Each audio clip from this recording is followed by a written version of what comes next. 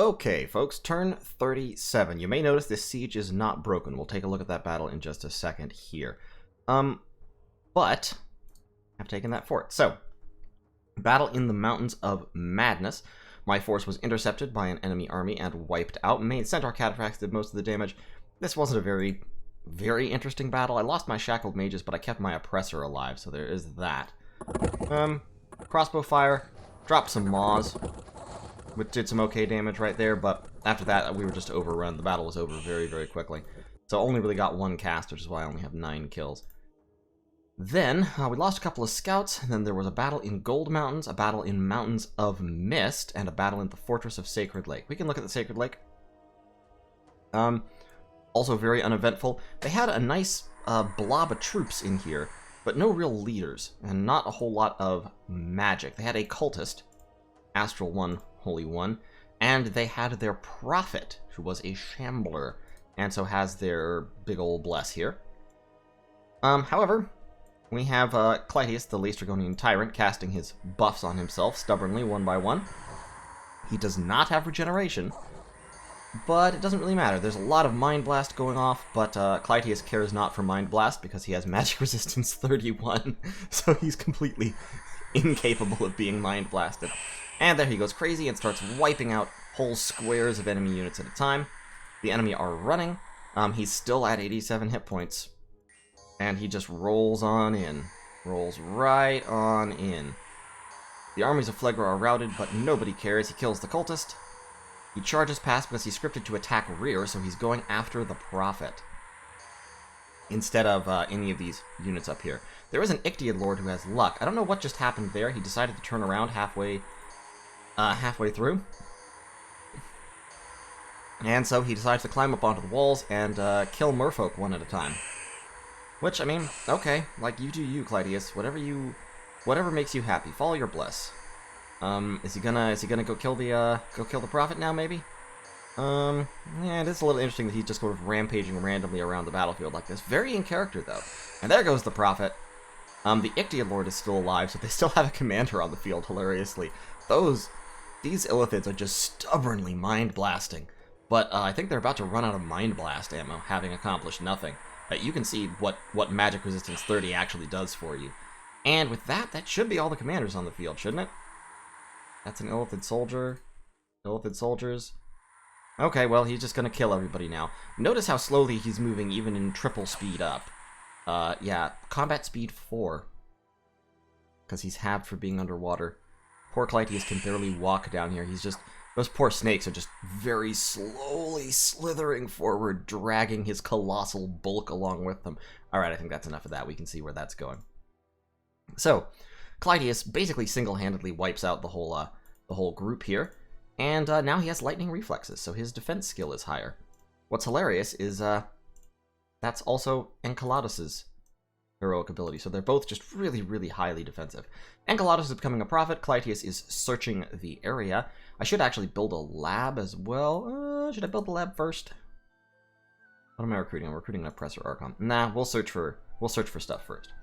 Iontes is also continuing to search the lake. He hasn't gone crazy yet, which is great.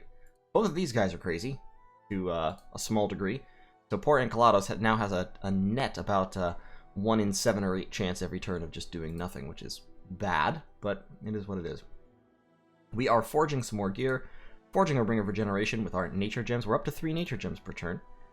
Dark Knowledge didn't find anything for us, though. Now let's take a look at Gold Mountains. So we went into Gold Mountains. This was our first turn using Soul Vortex, so Genocidicles dropped the Soul Vortex because apparently this was enough to make him want to spend gems. A couple of Harpies dropped in on him, and then he just sort of sat here casting spells while the enemy rushed in, and then he murdered them again. They really have there's no answer to this among the armies of Pangaea. There is an answer to it amongst the counter-thugs of Pangaea. So, Mountains of Mist. We're attacking the people attacking my fort. And we've got down here, in the red corner, we've got Hoplodamos, the Laestrygonian tyrant, wearing all of his gear. Up in the blue corner, we've got Perdiccas, the Cyclope Smith, wearing most of his gear, but generally worse. Got a blob of chaff in the middle. On the other side, a very large army. And here's the only part that matters. All of this stuff really doesn't matter. Here's the part that matters. 1, 2, 3, 4, 5, 6 Minotaur, Keepers of Tradition, counter thugs. We've got Dumb Southerner and a Traitor. Beauty of me is that I am very rich. Worst thing you can do is go bald. Windmills are the greatest threat.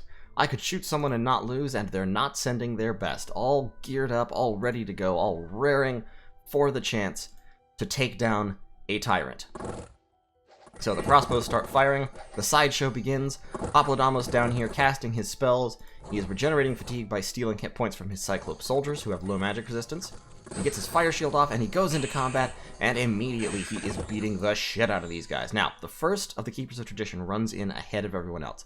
Hoplodamos is actually above his current hit point threshold because he's been sucking hit points away from everyone else, and unfortunately, he is too early to be casting Phoenix Pyre. If he cast Phoenix Pyre in this battle, I would absolutely have won it.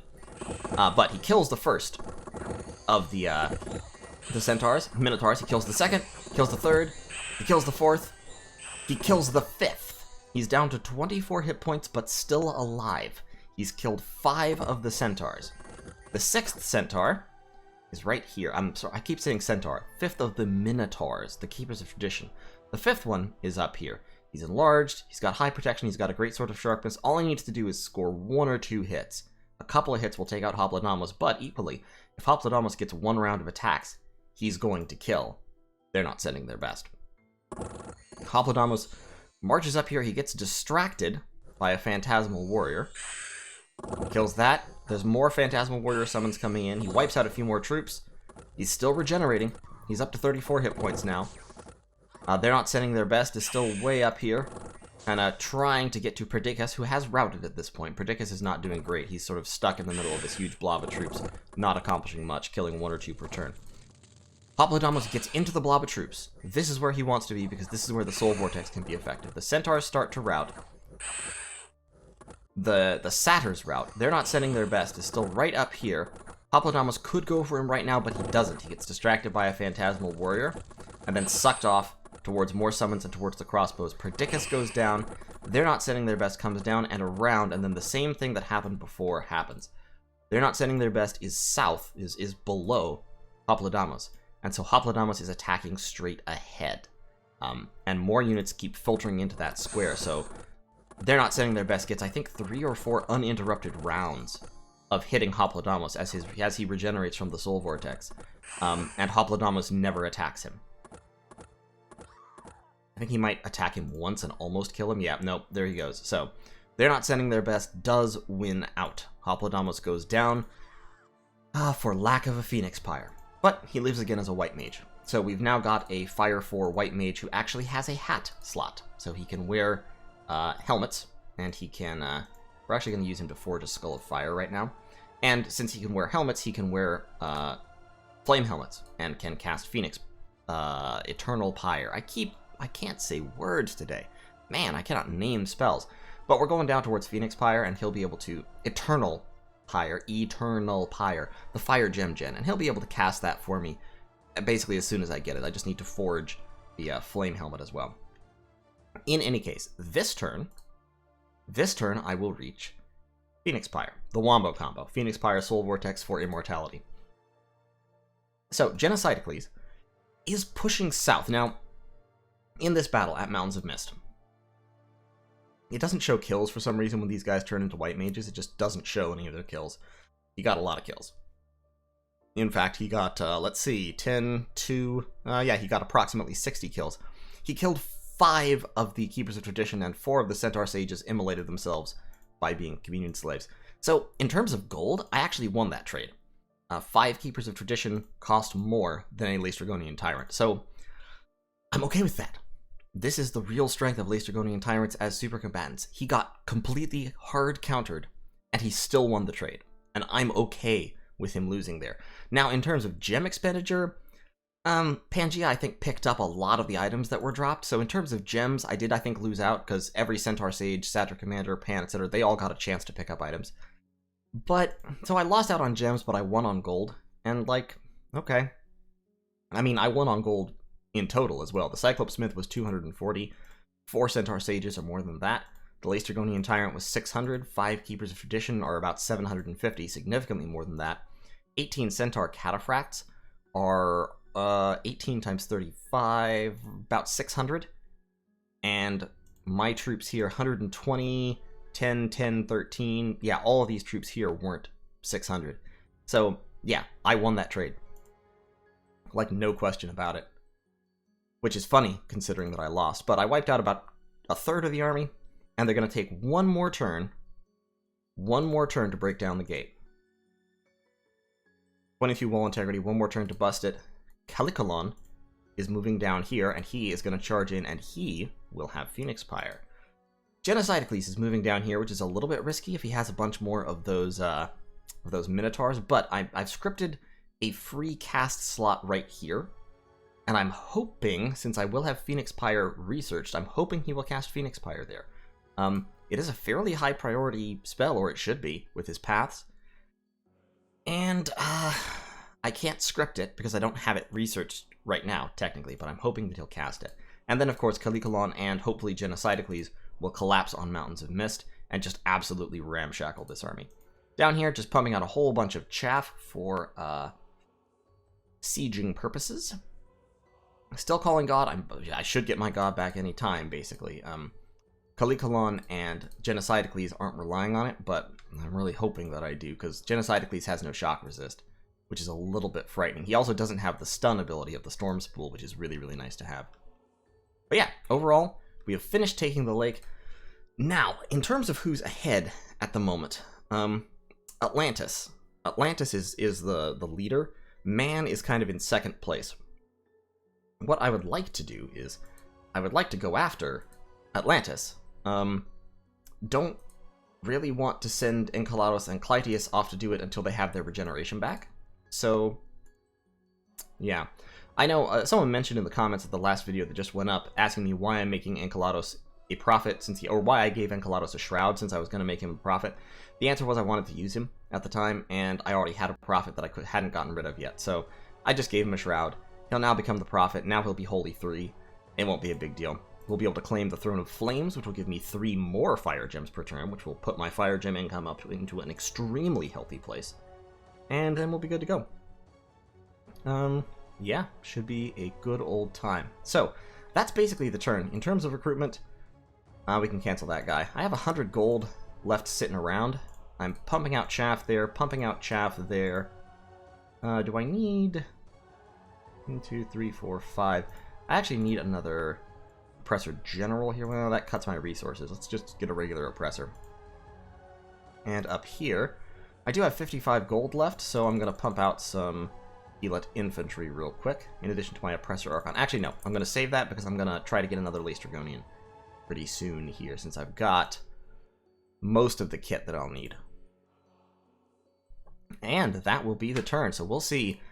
Next turn, we will see the fully armed and operational Laestrygonian Tyrants, and after that, we'll figure out, because the Pangaea's counter will stop working once they have Phoenix Pyre active. It will stop being nearly so effective, and it's already marginal. You can see there, it took 6 of them to kill Hoplodamos, and of course he just respawned, so not too worried about it. And Genocidicles will also respawn.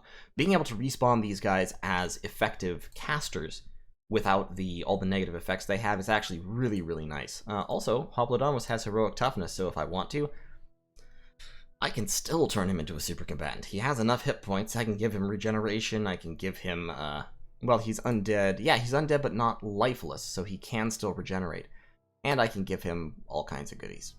So, that was turn 37. We'll see y'all in turn 38. I also need to take back Second Forest, because I want the Cave of the Pale Ones back bad.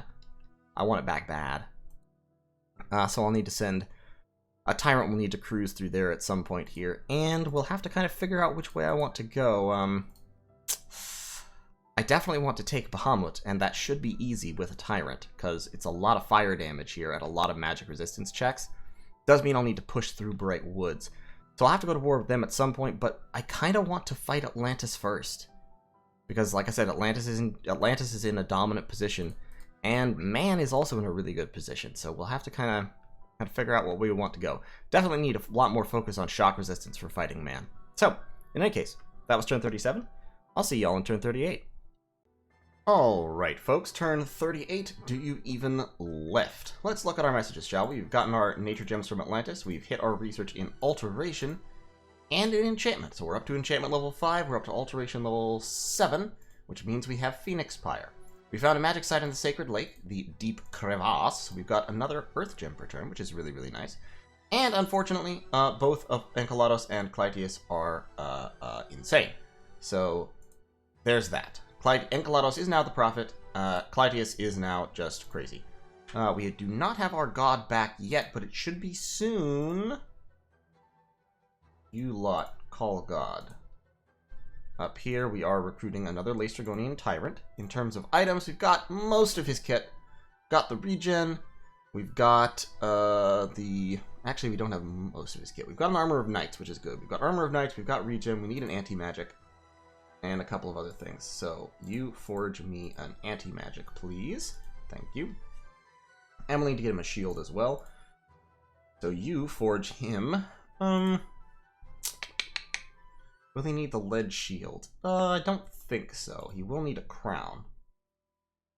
And then probably a shield of gleaming gold. Shields of gleaming gold are very nice. So let's get a shield of gleaming gold. You can have a hammer to do that.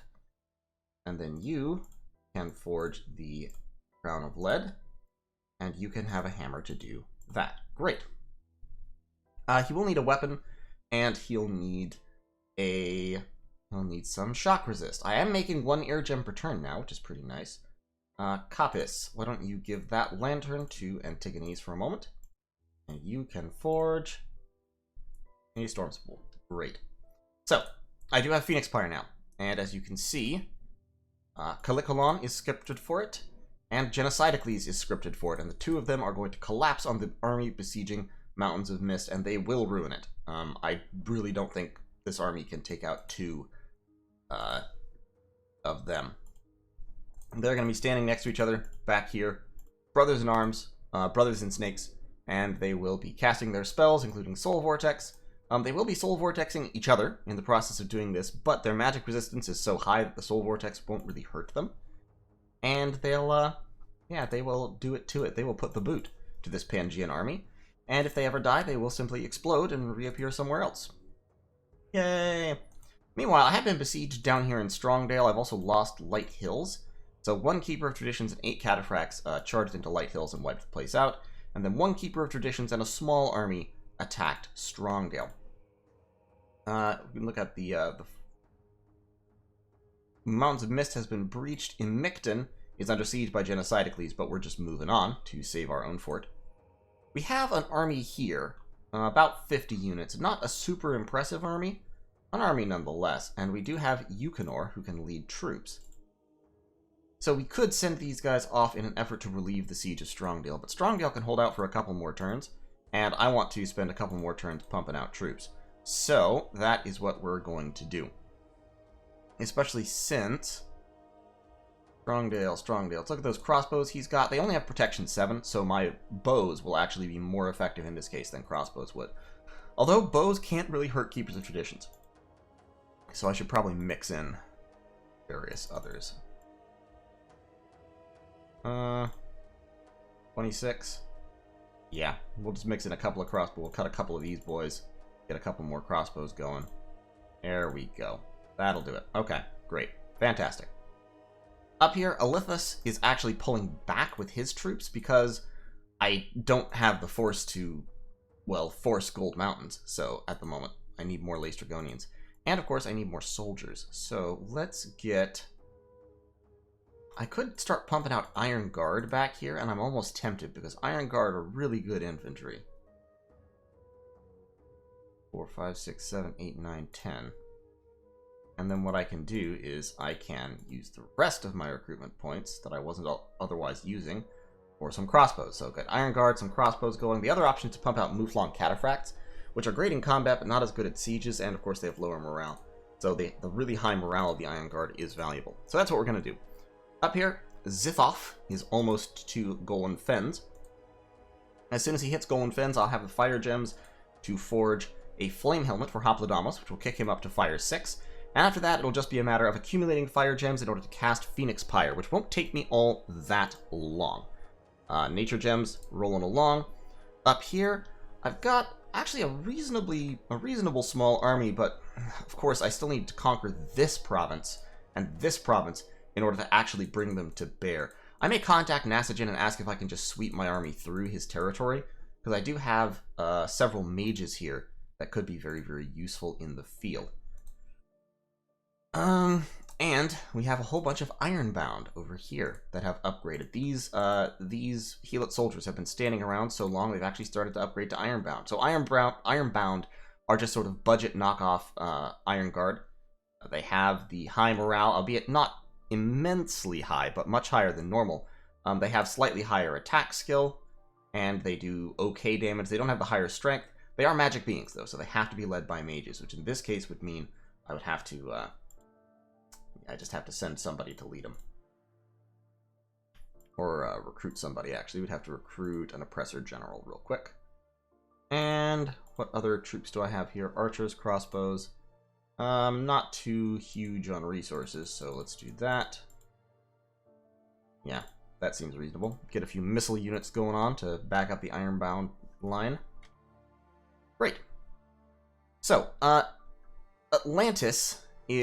Man has been sounding the alarm about Atlantis for a while. And, like, he's right in a way. Atlantis is really close to having all the points they need, because if you look at thrones, we've talked about this before, they've got 3 thrones. He claims they have 8 ascension points. I don't know if that's entirely true or if he knows that, but he has magisters, which are spies, so he might know that. So Atlantis has that throne, and that throne. Then all they need to win is this throne, which they can't really get because I have 2 laced Dragonians on it, although Phoenix Spire cannot be cast underwater, so you have to kind of go aggressive defense with this. That throne, you'd have to go through Ragha to get it, but Ragha is sort of struggling, seems like. Ragha is currently under siege, at least, which seems a little bit struggly to me. Or, he can cross the waves and get this throne. That might be the easiest for him, and I'm not sure how well Utgard is defending that throne. I'm actually going to send my scout over to take a look, see if they put a fort in it, because they really should have, if they haven't. I've got so that's the Golden Throne, because he's got Adepts of the Golden Order here. We talked about that earlier. I don't know what throne this is, I don't know what throne this is, and I don't think he hasn't forted that throne yet. So, Atlantis and Man definitely leading the pack. Man has, I think, more territory and more resources. Well, actually, I think Atlantis has more territory than him and is beating him on gem income pretty substantially. So, we'll see. Although the graphs that I've been shown graphs of Atlantis in order to try and scare me into fighting them. I am planning to fight them at some point, but I do note that the gem income graphs are currently overvalued because, of course, he's giving me 5 gems per turn. So, my gem income graph is effectively 5 gems low, and his is 5 gems high. And my gem income is not bad. It's not awful. 10, 19, 23, 24, 32, 37. And then 2 for Enceladus, so 39 per turn. That's pretty impressive for turn 38. Like, that's a good gem income. If I'm... not being the top does have me worried, because I'm pretty sure both Man and Atlantis are making a number more gems than that. But... definitely want to get the Chasm of Strange Lights back, the Canyon of Sand back. Definitely want to grab this province, because the Painted Cave and then the mines would be great. We'll just have to push back this army, and then send our Laced Dragonians in to wreck shop. Which will, of course, require more Death Gem commitment, but that's okay. So yeah, Hoplodamos is researching. In 1 or 2 more turns, he should be able to... 1 more turn, actually. He should be able to get him a nice, fancy hat and be Fire 6. And we will continue to build up our armies in effort to build up the chaff that we need to barnstorm Pangaea and take the place over. I am going to contact Nasajin, ask if I can move some troops through his territory, because I'd really, really like to get those soldiers involved. Really, really would. That'd be super, super handy. How many? Actually, I only have 7 infantry. Ugh. Recruit them, please. Let's get some footmen going on here. And there you go. All right. How many recruitment points do I have here? I actually have a lot of recruitment points here.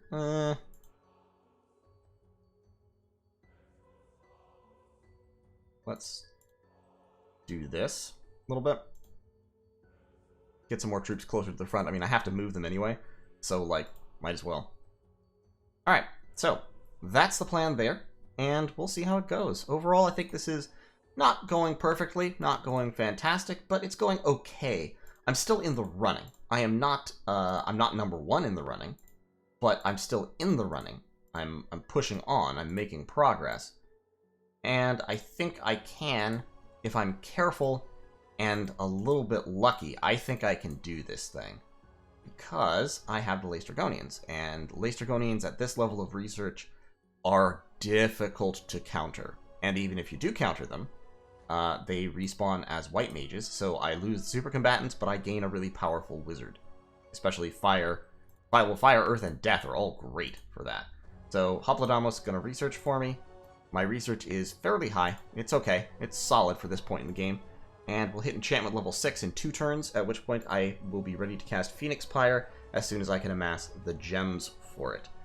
I really wish I had some astral income, though. Boy, howdy, I do. Oh, also, I spawned a random Earth 3 Oppressor Archon, which is great, because that means that I can give him boots to be Earth 4, and if I could get a hold of a Bloodstone somewhere, I could make him Earth 5. I'll see what I can do. I would like to have an Earth 5, because Earth 5 opens up some pretty neat stuff, including the Kings of Elemental Earth. And that would be rad as hell. Especially since my Earth Gem income is quite good. So, in any case, thanks for watching, and I will see you all in turn 39. Alright, folks, DoYouEvenLift turn 39. This was a good turn. We got our 5 nature gems. We cast Dark Knowledge again. Didn't find anything, but we'll keep plugging away at it. In terms of battles, there was a battle in Mountains of Mist. Our Laestrygonian Tyrant beat back the sieging force, and the reason there was only 1 unit was that they all moved to Mictlan to intercept Genocidicles. But this fight, Genocidicles finally had the full kit active. So he's got Phoenix Pyre, he's got Soul Vortex, he's ready to party. There was one unfortunate oversight, which was, of course, that he doesn't have any reinvigoration, and he didn't manage to get Summon Earth Power off. In fact, I may have forgotten to script Summon Earth Power, but this match is lagging for some reason, this battle. But early on, that was fine. The Centaurs came in, started attacking him, the Satyrs came in, and they're just getting absolutely ruined, and they're feeding him. He's up to 114 HP now. And as a result of that, you can see all the heals going down, up to 130, still at 0 fatigue. The enemy infantry begin to rout. Now, his Minotaur commander got in there and just got absolutely annihilated in 1 hit. It was not even funny. That's what happens when those guys get in front of a Laestrygonian. You can see here, he charged in, hit with the Great Sword of Sharpness for 21 points of damage, and then he had his arm cut off, he was hit with the Serpent Legs, blocked both of those, the Snake Tresses blocked most of those, but he did get the poison, and then he died. I think of poison. So, he's off the field, the infantry are all routing, Genocidically still at 94 hit points, is taking damage, however, from the crossbows, and notice, there's a lot of Phantasmal Wolves around here. So, Genocidicles starts hacking his way free, still healing, but he can't heal up from Phantasmal Wolves, because Phantasmal Wolves are inanimate. They're lifeless. So, Genocidicles ends up in this very interesting situation where he is constantly fighting wolves that are spawning just fast enough to prevent him from moving. They're being summoned by, I'm not sure who, they're being summoned by this guy. Adonis the Centaur Sage, who also has a Great Sword of Sharpness for some reason, is continually summoning Adonis and, Delicios, I think? Anyway, some of these centaurs are continuously summoning these cheap little worthless summons, and the worthless summons are just coming fast enough to stop Genocidicles from advancing. As a result, he's actually getting low in terms of hit points, and his fatigue is climbing, because the Soul Vortex isn't active. He's not hitting anyone with it except inanimate units that don't give him anything. So, his Berserk Extra Encumbrance is starting to weigh on him at this point. So he's up to 91 fatigue, 97 a couple rounds later, the wolves keep on coming. 102, he's now fatigued out, which means his Berserk has turned off. But then he wakes up again, he's still Morale 99, he's still Berserk, technically, because the army has not routed, the army being him. So he's still doing okay, but he's just being paralyzed in place, and the crossbows are shooting at him, so his hit points are getting dangerously low, and remember, if he dies over 100 fatigue, he dies in real life. He doesn't quite manage to take a step there. Come on, take a step, Genocidicles. Take a step, you can do it. You're regenerating through most, but not all of the crossbow damage. Here, he finally manages to advance, I think. He starts to rout, because the army was routed because he was low hit points. But then he gets into the crossbows, and now he is just peachy. He starts to rout again, because he just woke up. Charges forward, goes berserk again. For some reason, he's charging past the crossbows. He falls asleep, starts to rout, rallies one more time when he's shot by a crossbow, starts to charge forward, gets stuck. Finally, he moves up towards the crossbows, and now he is just fine. He's back up to 73 hit points, 81 fatigue. The Soul Vortex is starting to kick in. They actually caught him there and gave him time to get his fatigue way, way down, because Soul Vortex is very efficient at keeping your fatigue low if there are units nearby. So Genocidicles carries the day. The enemy are routed, and he very, very slowly advances across the field. He has gotten a limp, which means that his combat speed is now 5. So he very slowly cripple walks his way across the field, and everyone flees before the wrath of Genocidicles. So, Genocidicles wins. He killed the Keeper of Traditions, he wiped out about half the units, 139 kills in total, and he gained a third eye, which is actually a great ability for him to have, because the third eye gives him increased magic resistance. So his magic resistance is now +1. If we keep him a hero for a while, keep him in the Hall of Fame for a while, that will level up. Eventually, we'll be able to drop his magic enhancement items. We can keep the Crown of Lead, because there's really nothing else he can wear in that slot anyway, except some kind of super high-level ridiculous crown. But if we can eventually drop the Amulet of Anti-Magic, that would be pretty neat. I've rearranged his script to make sure that he summons Earth Power here after Iron Will. Iron Will is still more important. Actually, Summon Earth Power might be more important. Well, Iron Will prevents him from being enslaved, which is super important, so yeah, we'll keep that. So Genocidicles is maintaining the siege of Mictlan. We've broken this siege, and Calicolon is moving south.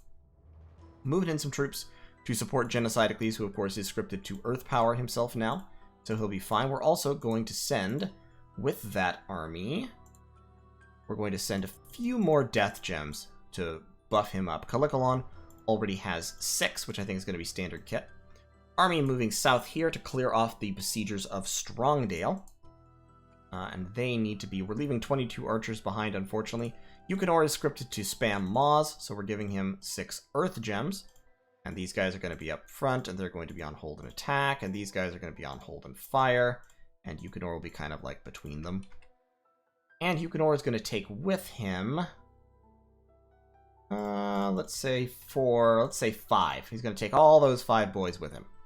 Our gold is going away very quickly this turn because up here we are building a lab, which of course costs us several hundred. So we're claiming a throne, building a lab. That will enable us to give some death gems to Enceladus and Clytius, and also to get Enceladus' fire gems back. We have taken the fire gems off of Zithoff, and our fire gems are down to only 13 because we are forging a flame helmet with Hoplodamos the White Mage, which will push him up to fire 6 and enable him to cast Eternal Pyre as soon as we reach, well, not as soon as we reach Enchantment 6, because that will be literally next turn, but pretty soon after we do that. We are going up at 7 per turn, and should be good. We lost our Magma River here, which is a big blow, to a random Sea Dog attack. We're sending in Perseus to clear that out, and all we've done is we've given him a Shield of Gleaming Gold, so he has Awe, and with that he should be able to clear out the Sea Dogs. Sea Dogs have low morale. We can look at this battle real quick in Dunheim. Sea Dogs have low morale and low damage, so they won't really be able to hurt him much. Yeah, 12 damage and morale, well, 11 isn't bad, but they'll be largely prevented from attacking by the Shield of Gleaming Gold, so should be able to clear him out pretty quick. Low defense skill, low protection, mediocre hit points. They took several casualties against my my province defense even, or at least a couple, and I think that Cyclope dude will finish them off pretty well. Yeah, they took 7 casualties, so there's 17 of them plus 2 commanders. He should be able to take them out. No problem. I don't actually have a better magic weapon to give him at the moment either. Like, I could give him this Burning Blade, but wouldn't change anything really. I might as well give him the Armor of Knights, I guess. Prot 24, it hardly changes anything. His Cyclope Halberd is already 19 protection. So yeah, he'll just run him over. Won't be a problem. Antipater and these troops are moving through Abyssia's territory. I paid Abysia 5 Astral Pearls, which will of course eventually be used against me, but that's the price you pay. What do you want? And we'll be able to stroll through his territory, go down through here and attack Gold Mountains. We'll have a Laestrygonian to do that as well. Over here, we are forging items for our next Laestrygonian Tyrant to come out. I think he'll be the last one for right now. That will give us 1, 2, 3, 4, 5 active, which I think will be enough for right now. I think we'll take some gold and spend it on doing actual, like, useful things. Copies. Should be researching. Haliartos. I would love to be forging some boots for him, but I don't have any gems. In terms of weaponry, I think, as I said, I don't really have much here. I'm thinking that Nikator can forge a frost brand. Or something. What else would be a good weapon? Carmine Cleaver? Nah. Wavebreaker would actually kind of be a cool weapon, because it attacks 3 times, and it works really, really well underwater, because it auto-casts Friendly Currents, which gives you extra reinvigoration. However, I don't really want to be fighting underwater more than I can help, because the Laestrygonians can do it, but Phoenix Pyre doesn't work underwater, so they can't respawn.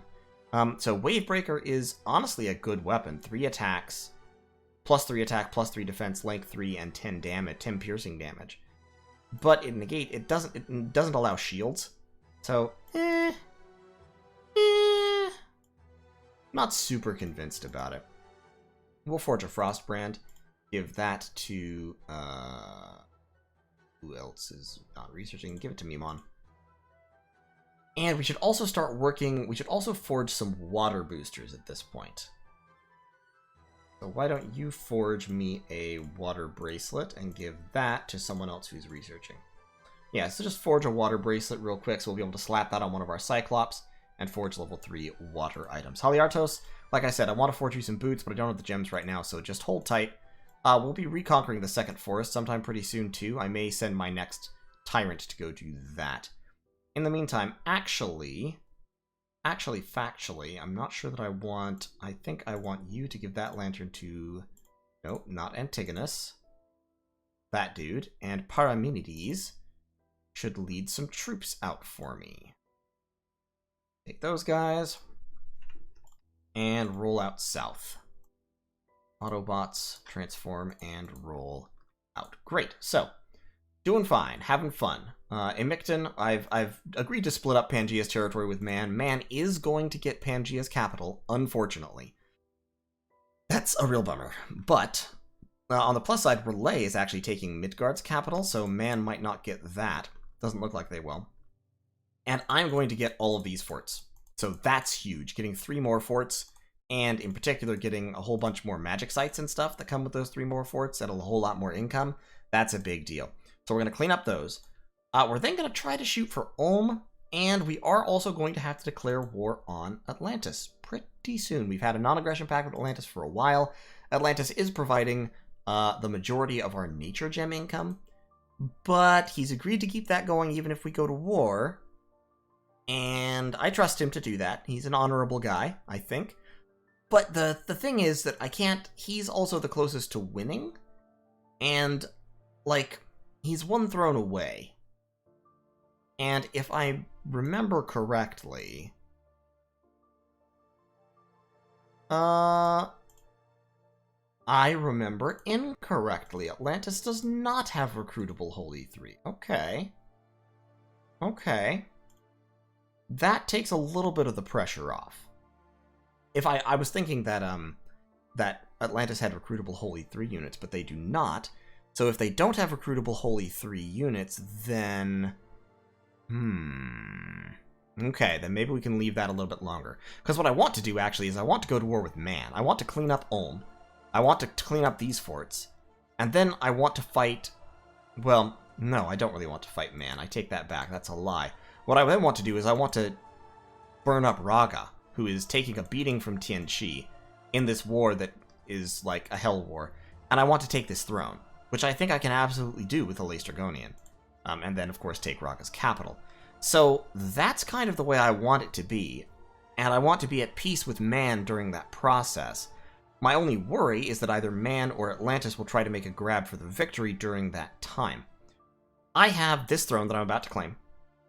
Throne of Flames. So my Fire Gem income is about to go up by 2 more, plus 3 more when I take that. So my Fire Gem income is about to jump by 5. That'll be fantastic. That means I'll be able to throw up Eternal Pyre pretty soon. Taking this throne would then be fantastic. And since that's not the Throne of Flames, but it has Fire Snakes, Chithoronic Lions, and Dust Walkers, that makes me think it's the Throne of the Sun, which gives me even more Fire Gems per turn. So I'm going to be freaking rolling in Fire Gems pretty soon. Now, Atlantis has had the Golden Throne for some time, so they've got, like, quite a bit of fire to add to their flexibility here, which is a little bit scary, but we'll see what we can do.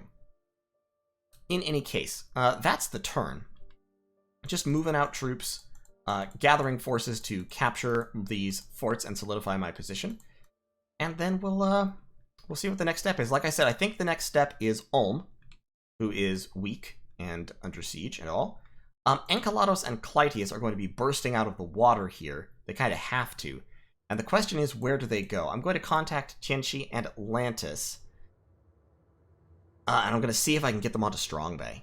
Because if I can get them onto Strong Bay, then that will be... Then I can kind of march them up this way, give them a few death gems each. My death gems are at this point basically committed. I'm just using them in combat for soul vortexes. And if I can march them up through here to get them onto Ulm, then I could potentially take Ulm pretty quickly. The fly in the ointment there, of course, is that both Enceladus and Clytius are insane, as well as Shattered Soul. So they have an unfortunately high chance to just ignore what I want to do every turn. They do have high defense skill, which isn't super useful since they're, you know, not, since they're bad at things, but having Genocidicles and Clytius both in the Hall of Fame is pretty cool. And I'm slowly starting to take over the Hall of Fame. Most of the other people in here are dead. This so-called Judge, Brunlad, Hopladamus, the White Mage, who is actually still alive. I still have him. He's in there, and he's slowly getting more hit points from his heroic toughness. Kyphos is dead for real, unfortunately, because he had heroic quickness, which is a hilarious heroic ability. Elfie Elf is dead, Burr is dead, so really the only other living members that are not me are Cert and Grjotgard. Heroic Battle Prowess and Valor, and Cert is an AI. So I think I can take the Hall of Fame and start racking up some pretty cool abilities. So that is the turn, and I will see you all in turn 40. Oh, research. Enchantment level 6, then we're going down Conjuration to get Conjuration level 5 for Full-Blooded Elementals and Procession of the Underworld, which will enable me to summon Lampads. I can then, if necessary, Gate of Reason, and carries. I want 6 for carries at some point. I can then Gate of Reason carries to get me into Blood, and Gate of Reason Lampads to get me into some other great cross paths, which will be pretty neat. And scouts are still moving. We're just having a ball. Mimi, why don't you start casting Haruspecs again? Yeah, on like wherever you can. Nuptia, that's fine, and Iontes should be searching for magic sites. Great, and I've searched up here for magic sites and found the Deep Crevasse, which I think I mentioned last turn. So, gem income, solid. Gem income solid, gem income about to spike in terms of fire, and then we'll get the Eternal Pyre, and our gem income in fire will be like frickin' 30 per turn, which will enable us to max out research with lanterns, and enable us to spam out fire items and fire summons, and do all kinds of cool fire things with good old Hopladamus down here, and it'll be great. And then in the very late game, we'll research up to Evocation, which we have not even bothered to research yet. And once we have high-level Evocation, we'll be able to throw flames from the sky around willy-nilly, since that costs 30 fire gems, and if our income is 30 or more per turn, well, sounds pretty good to me. At some point, we may also want to go take out Abysia, but fighting Abysia will be very irritating for us, because they will continuously try to assassinate our Laestrygonian tyrants. So we'll have to have a big buildup of excess commanders in order to try and protect them. And we'll have to work out ways of stopping the Quickness Gatecleaver meme, which otherwise Abysia will be pulling on us at every opportunity. Really high defense skill and shield effects that like Astral Shield or something are the most obvious ones I can think of, or Pokemon items that just equipping Laestrygonian tyrants with items that summon chaff, which would be a pretty good idea anyway. Now that we have the Soul Vortex Phoenix Pyre combo up, honestly, a lot of the survivability things aren't entirely necessary anymore. like, yeah, regeneration is still nice, but with Phoenix Pyre and Soul Vortex up, it may not be 100% necessary. In any case, we'll talk about re-equipping for specifically fighting Abysia later on. That's kind of beyond the purview of this turn, and this video has gone on long enough. So, thanks for watching, and I'll see you all in turn 40.